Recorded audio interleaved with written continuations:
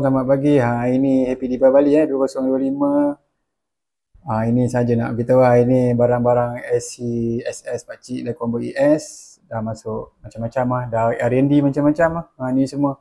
Ni original SS game 4. Ni mangkuk dia original SS. Sekarang dah convert macam-macam Sementara nak dapat tune, nak pandai pakai 5 plate, 6 plate semua ada lah. Ni hyper class ESR baru beli tapi tak pakai saja, dah tukar setup. Ni casing original lah.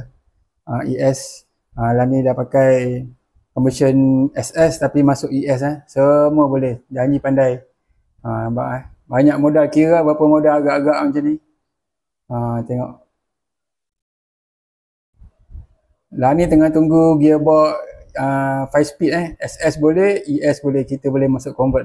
Tak kisahlah ESR keluar mana, kita boleh masuk Grandsta ES ke Grandsta SS ke, janji pemain pandai on.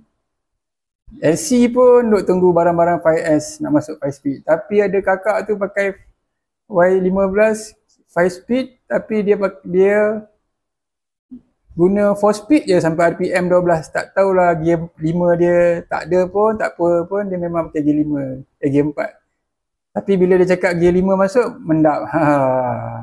Tak apalah, apa-apa pun biar janji kita enjoy.